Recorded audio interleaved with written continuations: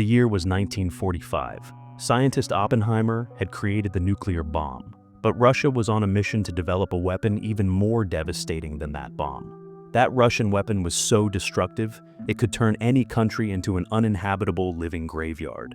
I promise, you'll find this story truly captivating. So, without further delay, let's dive straight into the story. At the very beginning, we see a Russian woman named Drasa, a terrifying sniper by profession. She had been hiding inside a cave for several days, as she had been assigned to assassinate someone. As a private plane lands at the airport, Drasa shoots from a distance and eliminates the target.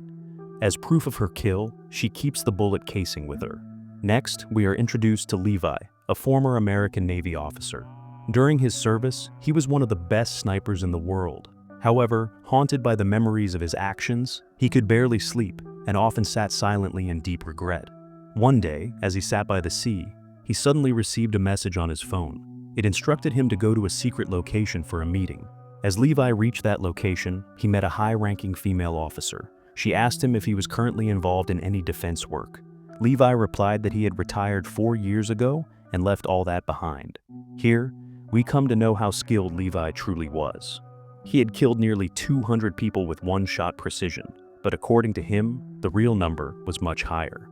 We also learn that Levi had no parents, siblings, or girlfriend. He lived all alone, so that woman recruited him for a new secret mission. Meanwhile, we see Drasa in Lithuania, near her mother's grave. Her father was also there, sitting silently. Drasa handed him the empty bullet casing as a sign of her latest mission. Drasa's father was suffering from terminal cancer. He didn't have long to live. Without his wife beside him, and with his daughter always busy, he had decided to end his life on the upcoming Valentine's Day. Drasa tried her best to convince him otherwise, but he remained firm in his decision. So she told him, "I've been assigned to a mission for the next 1 year. I might not be able to come home during that time."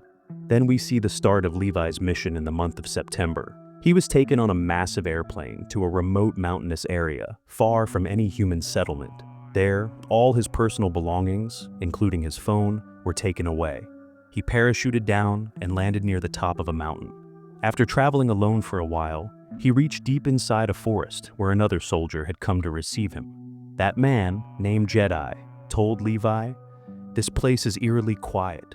You're the only one here. I haven't spoken to another soul for over a year."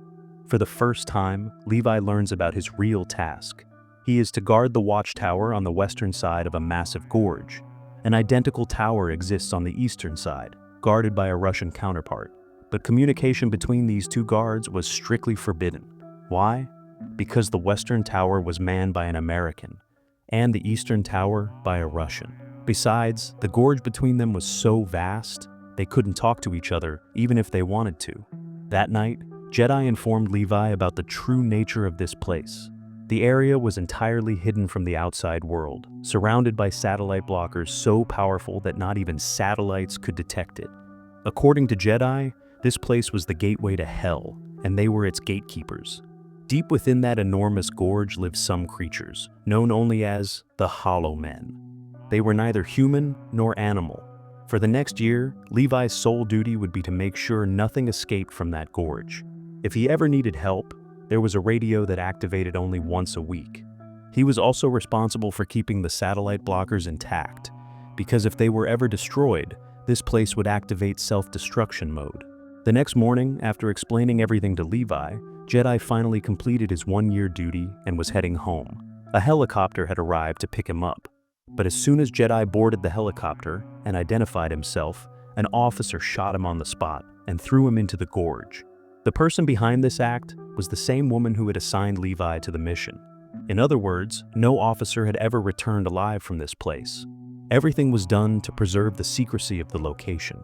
And needless to say, the same fate awaited Levi after a year. Meanwhile, Levi continued spending his days in the tower, carrying the burden of loneliness. One day in October, he discovered some writings behind a bookshelf left by previous officers. One note read, "Only those who dare to venture far will know the truth." The next day, while on duty, Levi heard the sound of wood being cut from the eastern side. Using his powerful binoculars, he spotted a girl using a chainsaw to cut wood. That girl was Drasa, who had been deployed as the guard of the eastern watchtower. From a distance, Levi and Drasa began watching each other through their scopes. That day happened to be Drace's birthday. She was celebrating it all alone and had grown extremely bored, so she fired a shot to grab Levi's attention. Then, using a piece of paper, they tried to communicate. Initially, Levi was hesitant, but since it was her birthday, they ended up talking a lot. They sang songs and even danced from their respective towers. Suddenly, Drasa noticed some strange creatures climbing up Levi's tower. Both of them immediately stopped their celebration, and intense gunfire broke out from both sides. Drasa shot at the creatures climbing Levi's tower, while Levi returned fire to protect Drasa's tower. In the process, pre-installed mines exploded, injuring Drasa badly. One monstrous creature climbed up into her tower. Drasa managed to kill the beast and saved herself. Both were incredibly skilled shooters, so together they were able to kill all the monstrous creatures. It was the first time they saw the terrifying creatures called Hollow Man with their own eyes. They barely survived that night. The next day, while Levi was replanting the exploded mines, a strange drone suddenly flew in and began scanning him. He couldn't understand a thing. From then on, their bond grew even stronger. They began communicating regularly through handwritten letters and kept constant watch for each other's safety. As time passed, Christmas Day arrived. They celebrated it joyfully from afar. Their routine continued like this until finally the month of February arrived. It was Valentine's Day. Drasa, deeply upset, informed Levi that her father might have ended his life today, just as he had planned. She said she really wished Levi were by her side that day. After hearing this, Levi began to think of a way to cross the gorge. The next day, he came up with an idea. He attached a rope to a rocket launcher and fired it toward the eastern side. Drasa, seeing Levi's excitement, helped him. Eventually, Levi used the zip line to cross over to Drasa's tower, carrying some flowers for her. Drasa was overjoyed. They talked for hours and had dinner together. It was revealed that Levi was actually one of the top 5 snipers in the world. To their surprise, neither of them had any family. They didn't even know where exactly this location was. They slowly grew very close.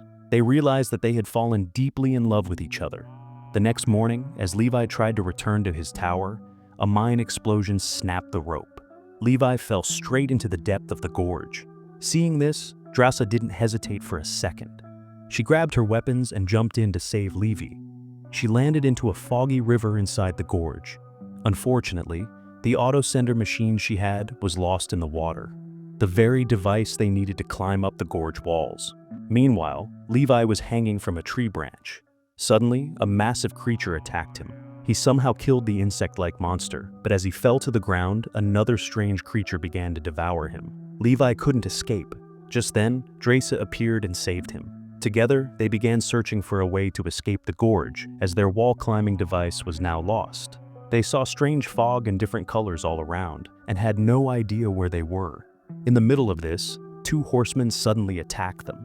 They looked like a cross between men and horses. But, horrifyingly, roots of trees were growing out from within their bodies. After a terrifying fight with those 2 creatures, Drasa and Levi finally managed to kill them, and right then they noticed that those monsters were wearing army uniforms. They realized that these uniformed soldiers had come to the gorge back in 1940 to maintain and protect it. They were shocked. How could such roots grow from a human body? And how were they still alive since 1940? Anyway, putting all that aside, they started looking for a way out. Around them, they saw hundreds of people turned into tree-like figures, completely frozen. The place truly looked like hell on earth. They understood that thousands of such monsters surrounded the area. To survive, they rushed inside a ruined church. Inside, they saw the skeletons of 50 to 60 people, each with a cyanide vial clutched in hand. They realized these people had taken their own lives. But why? What had happened here that made so many people choose death? Before they could figure it out, hundreds of spiders came attacking them from all sides. But these spiders had human skull-like bodies, and that wasn't all. Some monstrous creatures broke through the church doors and charged at them. Levi and Drasa began a fierce battle against those creatures. Somehow, they managed to kill all the deadly beasts and insects and escape the church. While looking for a place to hide, they spotted a door built into the gorge wall. They quickly entered through that door and realized the place had once been used as a research laboratory. As they searched around, they found an old DVD drive and a broken generator. They managed to power it up and played the DVD in a projector. They saw a scientist addressing all of humanity. When Oppenheimer was building a nuclear bomb for the entire world, we were working here on a biological creation project. It was a joint effort by America and the Soviet Union. We had successfully created a mutation formula, but unfortunately, in 1946, a massive earthquake of magnitude 0.1 struck this place, and our entire research lab collapsed. We are now trying to shut down this project and ensure that this formula never leaks to the outside world. Because if exposed to this formula, the DNA of humans, plants, and animals mutates. Due to this mutation, trees or insect-like creatures sprout from human bodies. The radiation from this formula is so deadly that symptoms begin to appear within just 5 days. Fortunately, the radiation takes some time to fully enter the human body, which means if Drasa and Levi remain stuck here for too long, they too will turn into these same monsters. However, if they can escape quickly, a 5-day quarantine would be enough to detect infection. After hearing all this, Levi noticed several computers were placed in the room. He was stunned. How could there be computers in 1940? Upon turning one on, he realized they had been brought in around the year 2000. And right there, Levi learned a terrifying truth. The woman who had assigned him this mission was not a government official. She was the head of a private paramilitary force called Dark Lake. Dark Lake had started researching this area after the year 2000. They were trying to use the radiation from this place to create super soldiers out of American troops so that no one could ever defeat them. And since it was being done for military purposes, certain secret army units had been helping her by assigning retired soldiers to this project. This place also had a self-destruction mode, codenamed Stray Dog. If this place were ever detected by any global satellite, then through a massive bomb detonation, the entire gorge would be obliterated. To survive the blast and radiation, they would have to escape at least 4.5 kilometers away. Anyway, as they were about to leave, Levi sincerely thanked Drasa from the bottom of his heart, because the girl had come into this deadly situation without thinking twice, just to save him. But suddenly, before they could finish talking, a horse-mounted soldier appeared and started dragging Drasa away. Drasa tried her best to free herself, but she couldn't escape no matter how hard she tried.